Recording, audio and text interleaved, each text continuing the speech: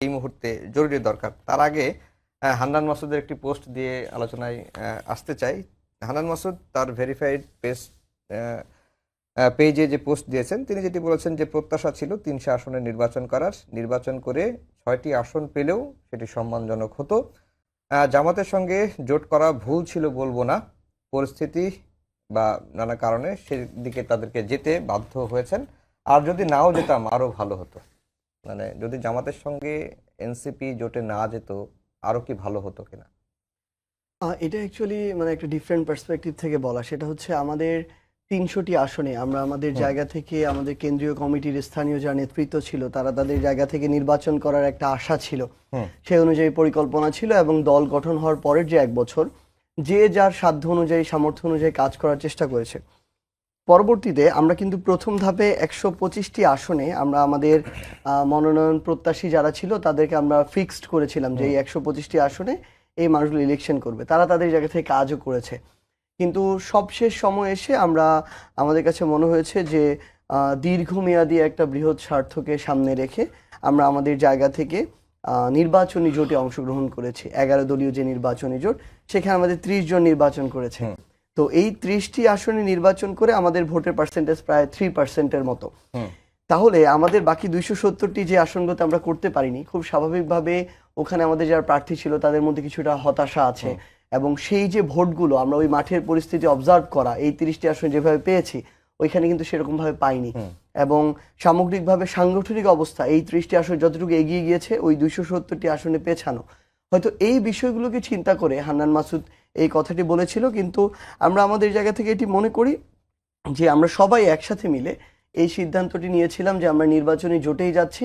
কারণ দিন শেষে আসলে কি মাঠের বাস্তবতা হলো মানুষ তাদের জায়গা থেকে তাদের এটা যেমন ঠিক যে তারা দেখে যে কোন দলটাকে তাদের ভোটটা দেওয়া উচিত, তারা তাদের আকাঙ্ক্ষাটাকে ধারণ করে সে অনুযায়ী কাজ করে। আবার এইটাও ঠিক মানুষ তাদের ভোট কিন্তু নষ্ট করতে চায় না।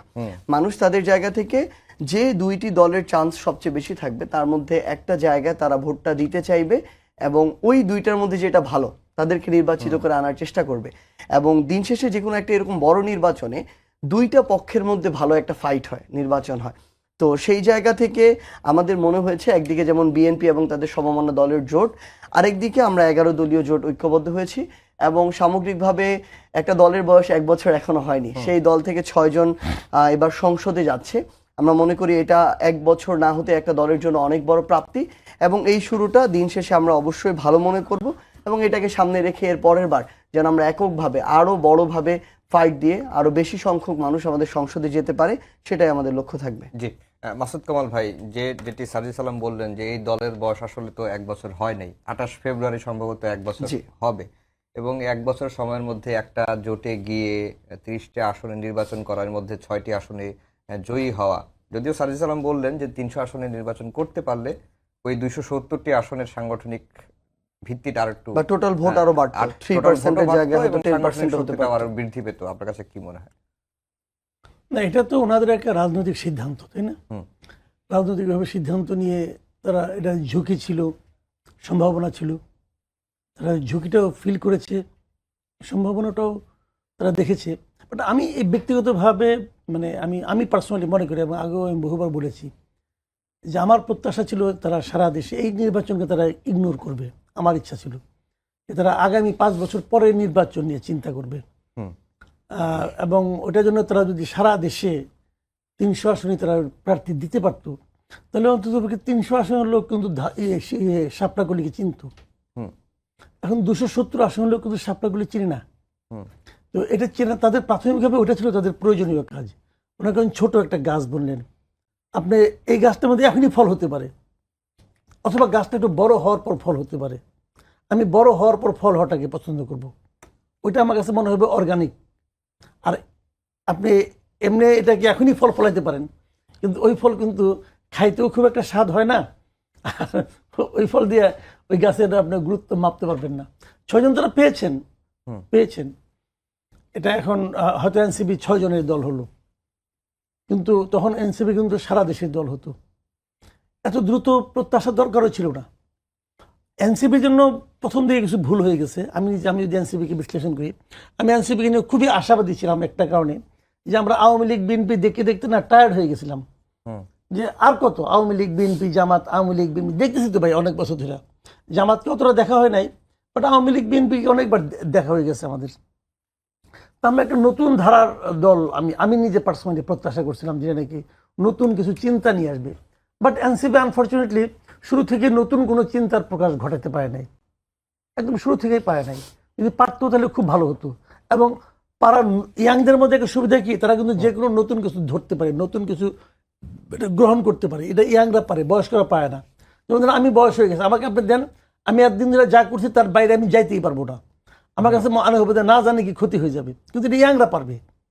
তাদের মধ্যে এই ধরনের একটা থাকে, আলাদা একটা শক্তি থাকে। সেই শক্তির কারণে আমি প্রত্যাশা করেছিলাম তারা শুরু থেকে একটা টোটালি ডিফারেন্ট টাইপের একটা দল করবে, কিন্তু ওদের আসলে বড় ক্ষতিটা করে দিয়েছিল ডক্টর ইউনূস কিন্তু নিজে।